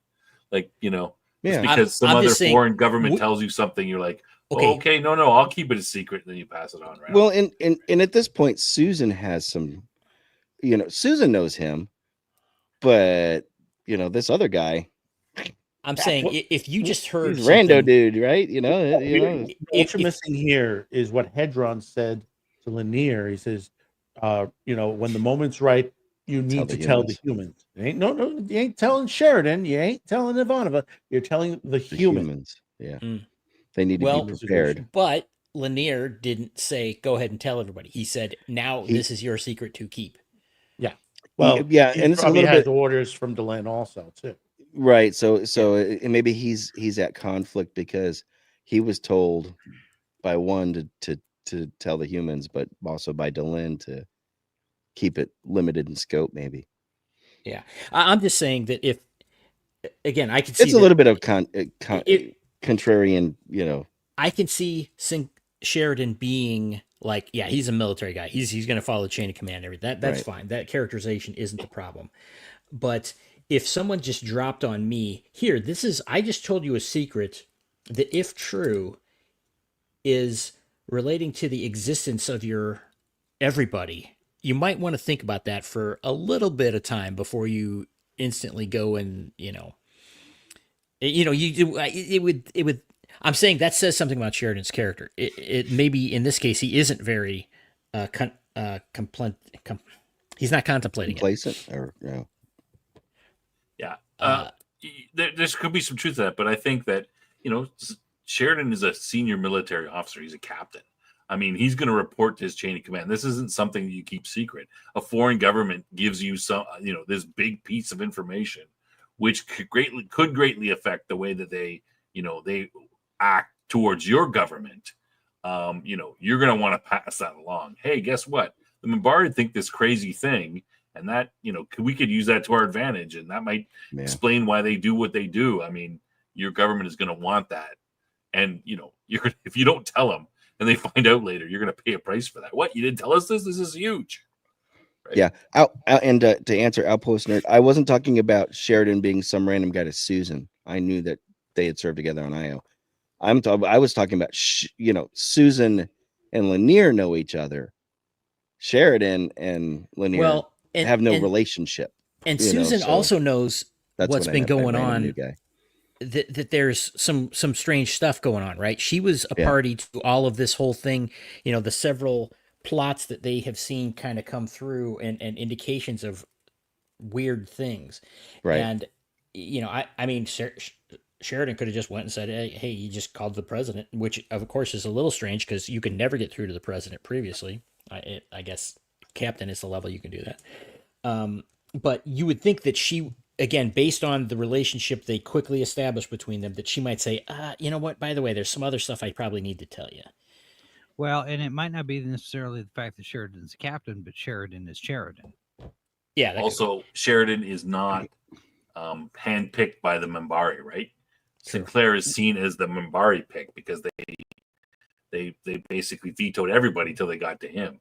And we saw that in season 1 where certain Earth groups are suspicious of him. But now Earth has said, screw you, Minbari. We're going to put this guy in, and because that's who we want. And actually, he's the guy that you hate the most. We're actually thumbing our nose at you. We're going to put the guy in that you hate the most in there. So screw you. So they might be a little more open, the government, a little more open to talking to Sheridan because he's their guy. I can't wait to see what Sheridan does with Londo and Jakar and their squabbles. We'll be getting into that pretty quick, I think. Oh, Okay. I'm looking forward to that one. The Psychor thing in the when you first load the DVD in there and it's got the menu. Well, the menu on for season 2 has different characters on there, and they keep on morphing. And one of the characters that one of them morphed into was Bester. So clearly he's coming back. Oh, you All right. Is there anything that we missed about the whole Minbari reveal here? I think we pretty much. I think we got it all. Let's see. Yeah, Minbari not happy. Mind the asteroid field. Let's see. Oh, I think we pretty much got it all. Well, there was I one. think so, too. Sorry, there was one detail. Is Lanier said over the last 2,000 years, they've noticed this decline in the souls. And well, wasn't it 1,000 years ago though? He No, said 2,000. 2,000. That's my, yeah. But I mean, previously they had said 1,000 years ago the great. Yeah, that's what I'm drawing the contrast with. I'm Is it a conflict, a continuity conflict, or I don't know. It's an interesting. I think it is. I think that's incorrect. but I could be wrong. And maybe it was noticed 1,000 years ago, but it wasn't as bad. And well, it was noticed 2,000 years ago, is what he said. yeah, So okay, something happened 1,000 years ago. We know we've right. very specific and very relevant. So I'm going to consider that to be an error. The Or continuity. it could be an in-story error too. It could be something that's like, Yeah. oh yeah, this time, and Yeah. but I think in the end, 1,000 years will, be more relevant. Yeah, well, we'll see. We shall see, because not all of us have seen everything. I wanted to mention cool discussion in the chat about between Michael and Kay Roberts about Japanese and the the use of new weapons and crossbows and stuff like that. I should got to start a new channel to talk just about that stuff. I didn't highlight it because we're focusing on this, but that's cool. Yeah. Yeah, Are you one thing Gringo I says- do gonna want join up with Shad there, and you're gonna be the crossbow guy? He's the sword guy. Do you know who I'm talking about? No. Madman, what doesn't were you know? going to say? Shad. Yeah, one thing I do want to bring up, and it's in the credits, we do have a replacement for Natoth already. Now, they're basically Caitlin Brown at this point has left the show and is being replaced by May K. Adams. Now, here's the thing about this, and I wanted to bring this up, and most people don't realize. Technically, there have been 4 Natoths, but 2 of them never made it to the show. It was Mary Warner and Susan Kellerman were originally casted to do this. And the only reason why they didn't make it to the final cut, and it's the same thing what happened with Caitlin Brown, it was the makeup design. Yeah. Literally like an allergic reaction, or I know one of them was claustrophobic over, the makeup design itself, which basically, prosthetics. puts to the point that, this has happened in science fiction television that and movies, that basically some people don't like to put on makeup, makeup Wizard of designs, Oz. the creatures effects, because they get on there. I mean, Andres Kasuras, who plays Jakar, he hates, putting this kind of makeup on, that. But Right. meanwhile, he's played one of the best characters on this TV series itself.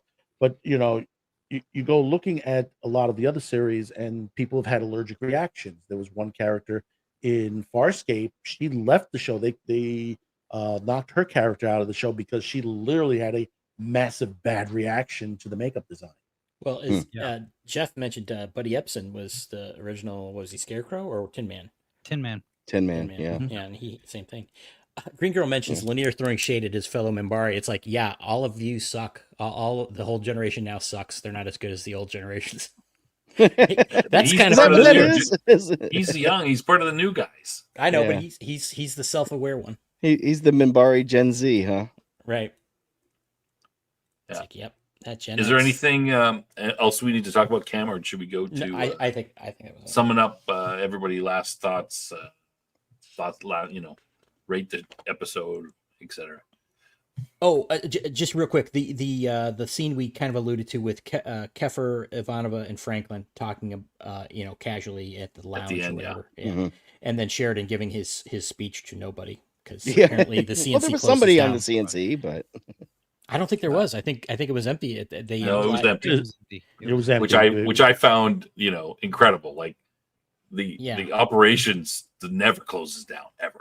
Like there's No. always something. Yeah, it felt a little odd that there was nobody there. I get what they're trying to do, but your main control hub, the bridge, the CNC, CIC, anything dealing with the operations, there would be people on shift every minute of the day.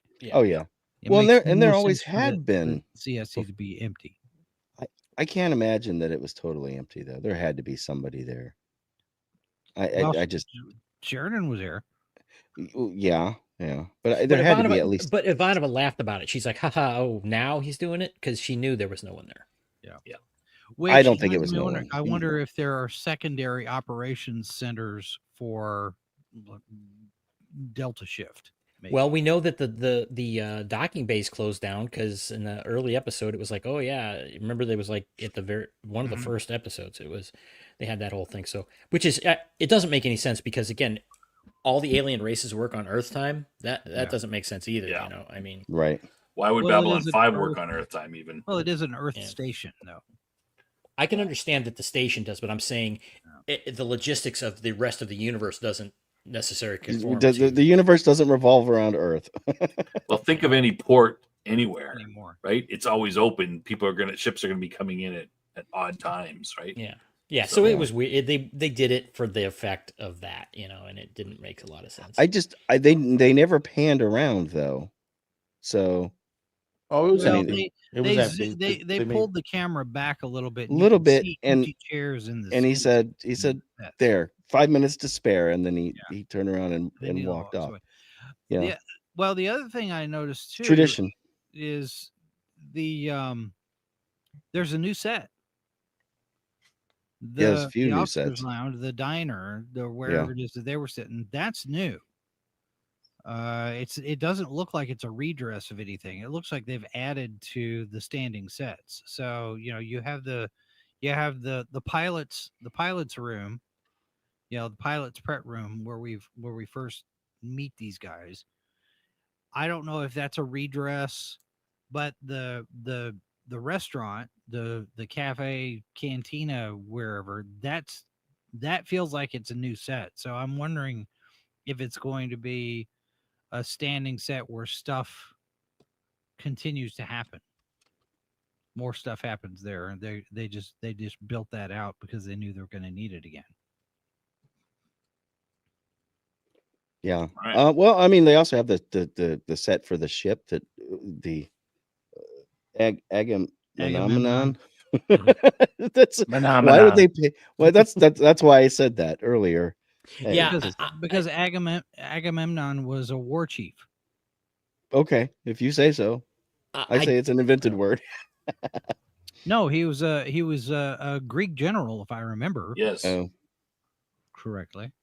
I didn't- fought in, you've seen him in movies. with The the Troy, the 300 movie or Troy something? was he was played. yeah. This I didn't really fuck- like the ship sets. It didn't feel like a ship at all. It's like it just felt like Babylon 5, kind of. It did, it didn't. You know what I'm didn't saying? get the feeling of it being a bridge. No, and again, I mean, that's all we saw of it. a But warship should not be open. It's Well, the you open have to spaces remember and the Agamemnon is a newer class of ship at this point. sure. You will see the others, but basically there are other ship levels. I think more closer to a submarine, sort of. Yeah, yeah. Their design Yeah, on it is their there top of the line ship. Yeah. The Agamemnon is. at this point. Yeah, the Agamemnon is one of their top line ships, but it's like they had, you'll see them from time to time as far as we go into the next couple of seasons on there. That you'll see the other ships that are available in the fleet. Yeah. It just didn't scream a ship to me. Well, it. I mean, you got to find something, Cam. Right? That's right. That's Yeah. why I'm going to mark this thing down. Yeah. All right. Okay. You want to start off with Madman? Sure. Well, your thoughts, last thoughts on the show, if you want to rate it on the episode. I rate this about 9.5 again on this coming out of the season finale. From the season finale to Chrysalis to the points of departure, both very good episodes, very well written episodes. There is a boost level on writing on this one that you see the major changes, and like what Jason said, changes in the sets, the looks, and everything on there, the special effects, the quality on there, the characters. We're seeing more into the characters, more in depth on there, and what is to come. We have the coming darkness that's coming, which I've said this before. This is one of the best written science fiction series in television history for a reason, and especially what they've gone through, the issues that they've gone through with going into trapdoors of the script. They did JMS did a fantastic job on this, especially for a season premiere, coming out of from what they were and now what they're going to be. As I said, the truth points to itself. Yeah. All right. Who's next? Jason, you want to go? Yeah, sure.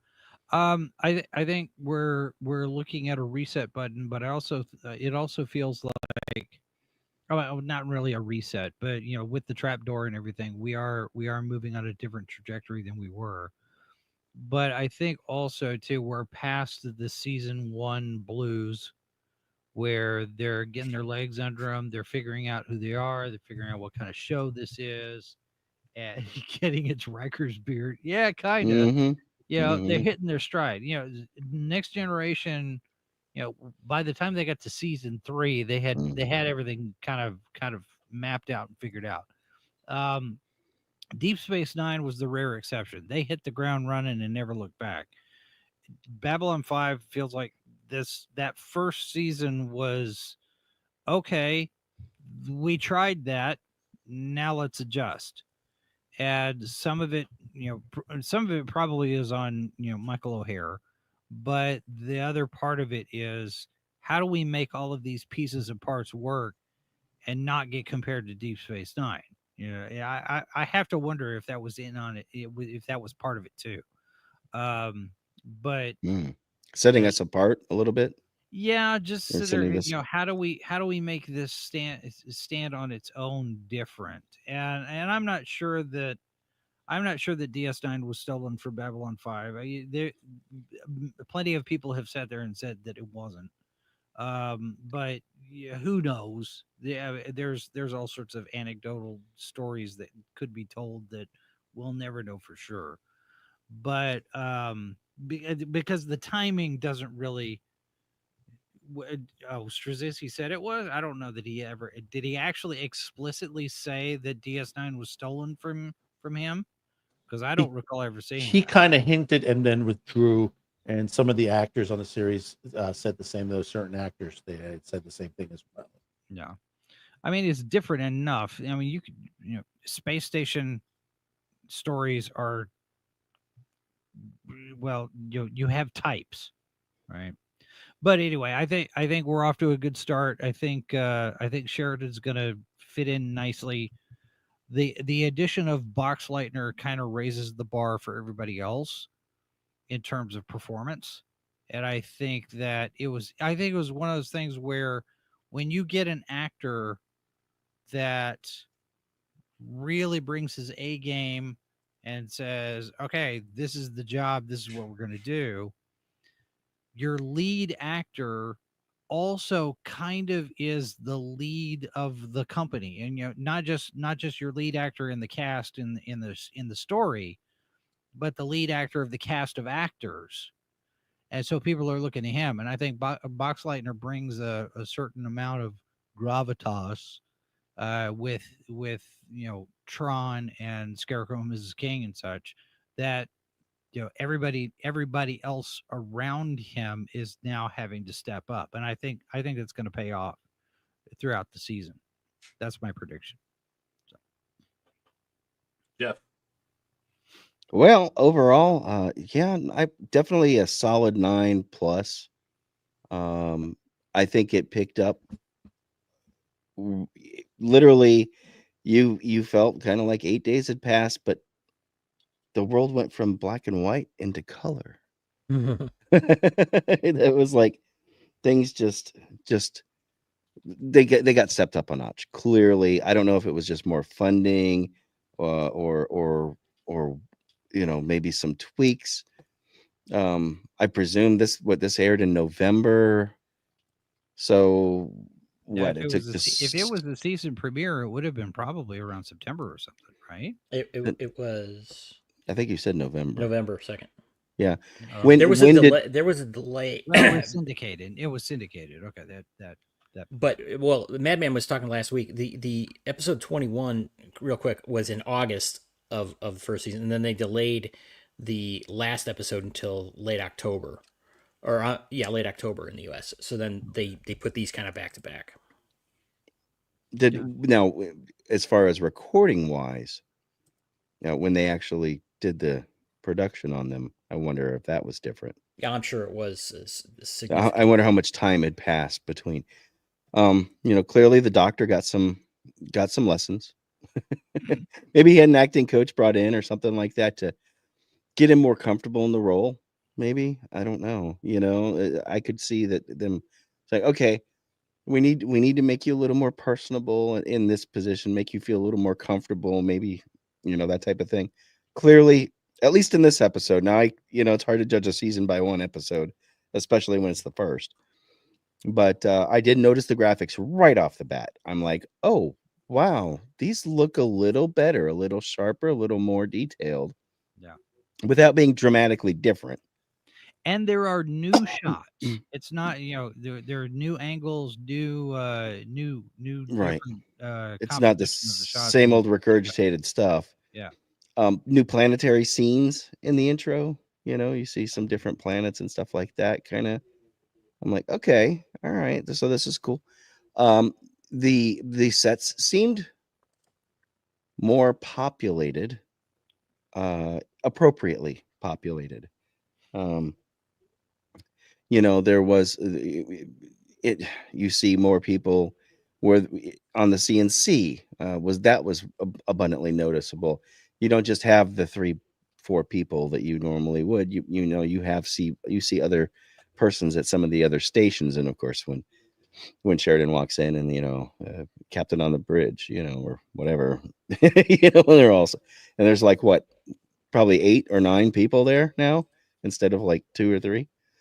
So overall, yeah, definitely it felt more like a living, breathing, world.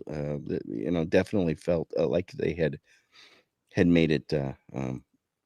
They had taken and probably rewatched. I'm guessing rewatched the season 1 stuff and gotten probably some feedback on it and definitely took it to heart. So. That's my opinion. I think it's so far. I'm looking forward to seeing how things roll out. I can't wait to see what Delenn looks like. Her beautiful bald head, right?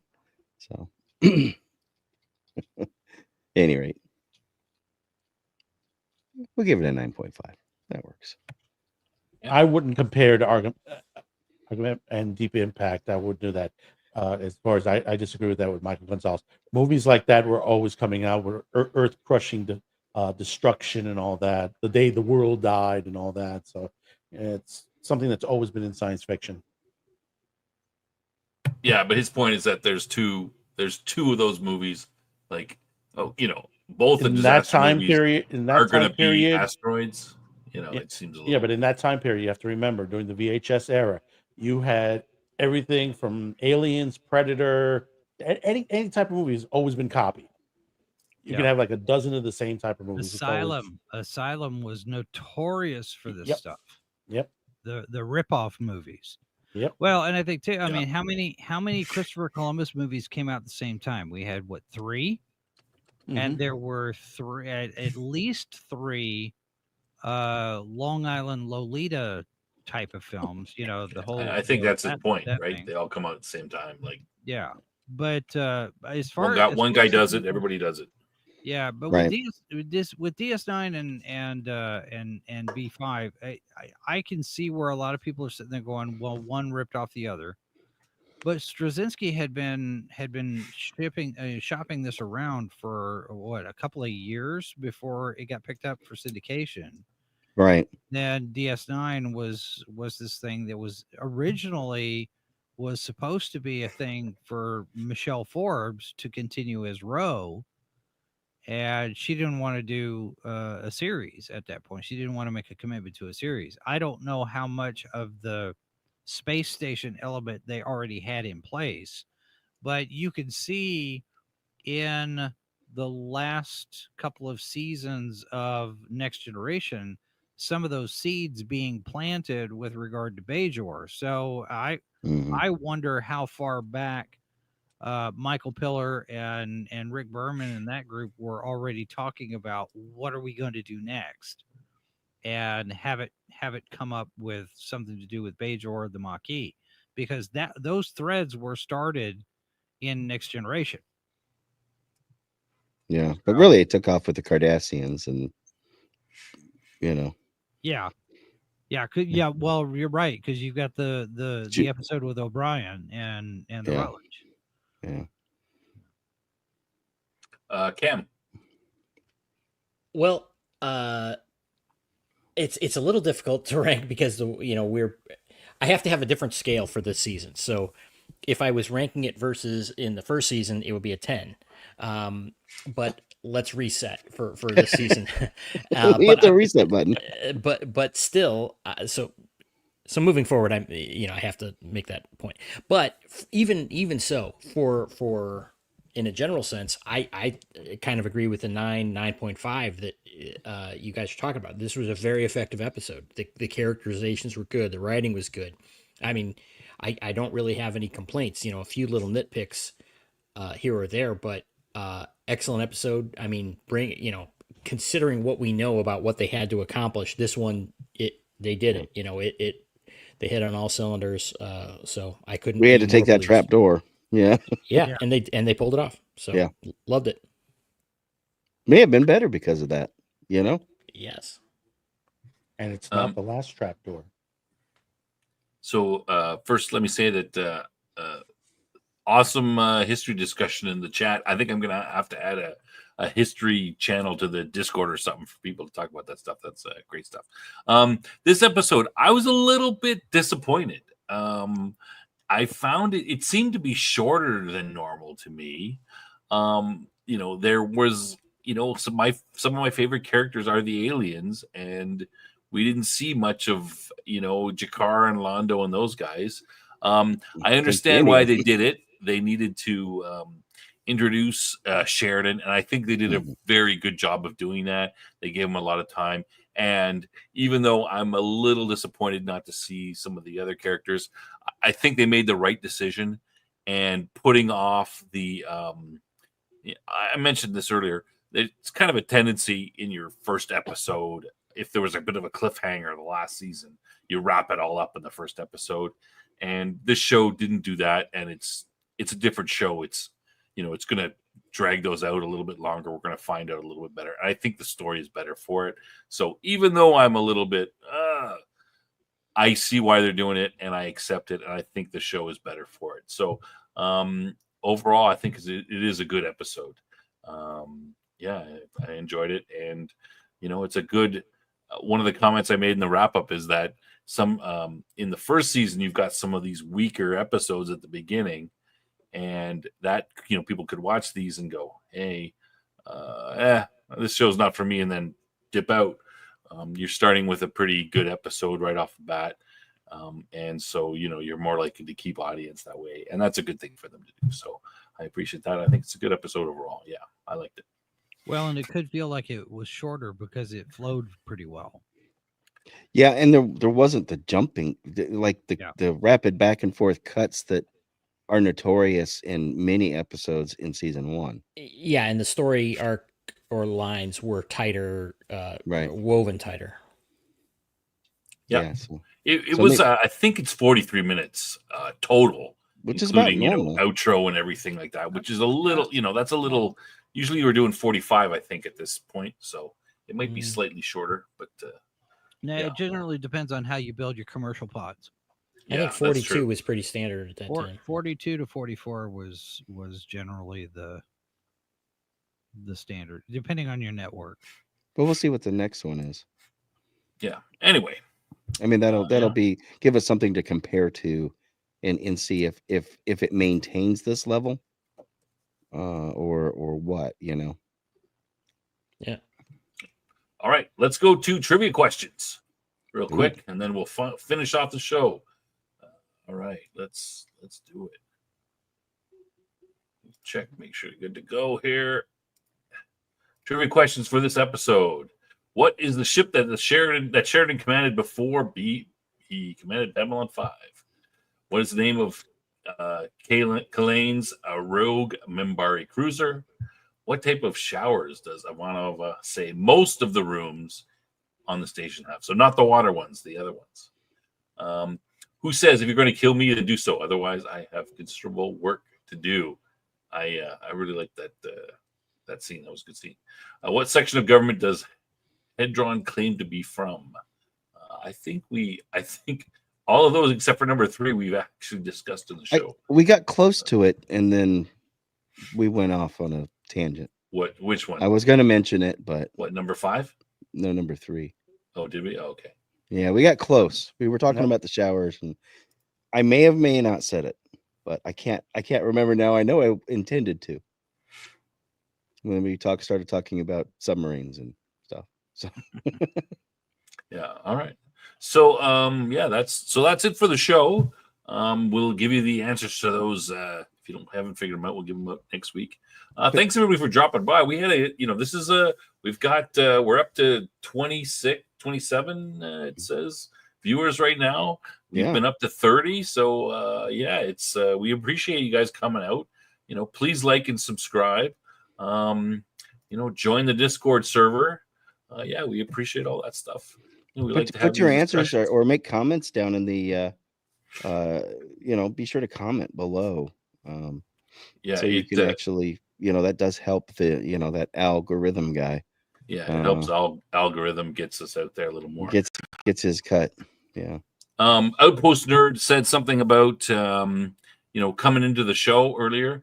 We jump on the Discord. Show. Yeah. Madman on the show is our one of our guest hosts. guest hosts. So if any of you regular viewers want to come on, send me a little message in Discord or email, whatever. Discord's probably better. Come in and say, hey, look at an episode coming up and say, hey, I like this episode. I want to be a guest host for this episode. Let me, drop me a line. And we'll have you on to do the episode. It's pretty easy to do. It's no problem. You just got to have a mic. You don't have to show your face if you don't want to. You just got to have a mic and you got to talk. That's about it. And that's about it. Coming up next week is Revelations. I think the show is called the episode next Wednesday. Maybe we'll finally get to see Dylan turn into a beautiful butterfly. Maybe we'll finally find out what happens to Garibaldi, if he's going to live or be in a coma for the season. Maybe it'll be one of those. He'll be in a coma the whole season. He'll wake up. It'll be one of those soap operas. It's all a he'll wake up. He'll wake up and come out of his water shower. The whole easiest money he's ever made, right? Yeah. Maybe Kosh will come out and stop playing with the Xbox and come out and do some real. The whole show is a Garibaldi fevered coma dream. And Garibaldi is Kosh. Oh no! All the speculation. You spoiled it now. Right. Well, Outpost Nerd, you're up for any episode? Yeah, we'll just pick one that you like and you want to let us know that's most interesting and just say, hey, this one. Yeah. All right. More than welcome. And that goes for any of the rest of you too. I don't think they're going to do that. I mean, we're just joking. I hope not. Jeez, I'd be pretty pissed if we go through all this and I find out it's a Garibaldi fever dream. I'm going to be upset at Cam. I'm going to blame him. It's always Cam's fault. If they Bobby Ewing Doctor Who, I will be more than satisfied. Well, that's different. I'm still waiting for them to world beyond worlds to Star Wars. So, hell's gonna freeze over. That might take a little bit of effort. As long as they don't do a Mr. Robot. He was we talked about that. He was another part of his own consciousness. Doctor Who, we don't talk about Fight Club. Well, Doctor Who's got the easiest way to the easiest trap door, let's say, to retcon everything that has happened. The other shows not quite so much. They're gonna have to work for it a little bit more than Doctor Who will. But you gotta have to. I mean, if Straczynski takes over Doctor Who, is that going to be? That's the question. I mean, he's gone public saying, I'm not having conversations with anybody. I'm not working on anything. It'd be great, but I'm an American. Would I even be worthy of doing, being the showrunner for Doctor Who? So that conversation is happening in over on Twixer. So, but the problem is with that, even if JMS takes over, he still has to deal with Ofcom. And how they're dealing with censorship in the United Kingdom. Yeah. their do's and don'ts, similar to what the Hays Code was here in the U.S. back in the 30s to the 60s. Yeah, they've got some pretty asinine stuff going on over there. Well, and Yeah. and no, the rumors are true. He's He in did move. UK now. Yeah. He did move. Yeah, he's there on a visa and is working on He's his looking for work. citizenship. And he can go to work with any of them, ITV, Bad Wolf, BBC, any of those guys, Sky. He posted on X a couple of weeks ago about how he's gone over there and looking for work and everything. So yeah, it's pretty much done. Doesn't Netflix have a division out there now? Don't know. Wouldn't surprise me. They just invested a huge amount of money in Spain. I don't know what their presence is in the UK. I would imagine they've got some kind of an operation there. But they just put in, I think, $1 billion in Spain. Well, Spain's pretty huge too, they just right? dropped a ton in New Jersey also. Yeah, they have an entire campus. It used to be a military base that they've turned into our production campus out there. Like and it's not like far Tyler from Perry Lionsgate, in Atlanta. Yeah, it's not far from Lionsgate also. Yeah. Yeah. All right, Cam, did we miss anything, Cam? No, I think that's about it. And then show off. All right. Okay. I think I agree with what that post that you just put up there. Oh, just real quick. The next week episode, Revelations. Revelations. Well, maybe stuff will be revealed. Things will be revealed, maybe. Yeah, maybe. Also, before we go off, I just want to mention tomorrow we will not have an Otaku Thursday on Cutecast TV. We are following 3 major stories, which has tied me up. One of them is for Otaku Thursday. The others are some things that are crazily going on in the streaming world right now at the moment, and also the insanity that's going on here in NYC. Yeah. Sorry, Jason, too. You want to mention what you're up to on your channel? We've had a number of good conversations this week on Live from the Bunker. Monday we were talking about the Tom Cruise effect in Hollywood, him being a cheerleader for going to the movies. Allie Walker was our guest on Tuesday. She you know her from Sons of Anarchy and Profiler, and she's written a book, so we talked about that. And then Jeff and I talked to Rob Conley, who's a game designer. He was on the show today. Rob Crucy will be here tomorrow, talking about his series of books. He's got a box set type that's funding on Kickstarter. So we're going to talk to him about that. Plus, he's the co-founder of BasedCon, which is an anti-woke Comic-Con, kind of came out of COVID.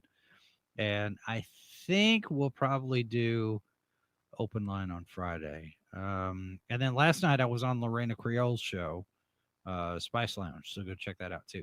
It's been a busy week. Mindy's home. She's up and around. She's moving sometimes without a walker. So she's doing okay. And I got potatoes coming out. Yeah. Got potatoes. Yeah, and that's not Jason said here, but that's not here. That's on his channel. Yeah, right it's on there. my channel. So Rob was fun. Yeah. And I'm already trying to recruit people for some additional ones. So let's get Matt Finch on the show. Well, I want to get one of the guys that was in the chat too. So I'll try to get Matt Finch, and we'll see about. Let's see if we can get that lady that was vice president of Dungeons and Dragons until she quit after just a year. Let's see if we can get her on. Right. Hey, Chubby Funster, I think I can handle. Matt Finch, probably. You never know. I looked up her IMDb. Yeah. She had only been in that role for about a year or two. So 13 months. She was there January 2024 to February for whenever. It said 1 year. It said 1 year, 5 months, I think, on her LinkedIn page or something. 1 year, 4 months or something weird like that.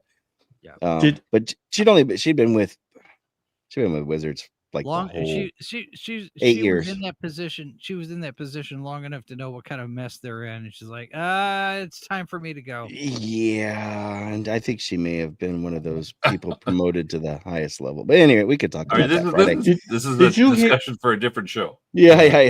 All right, let's So, try to end next off the week show. on Babylon 5 Next week, retrospective. yeah, on Sci-Fi for Me. That's a good topic. Yeah. All right, that's it, everyone. Thanks for coming by. That's the show, and we'll see you next week, hopefully. Good night, everybody. Good night.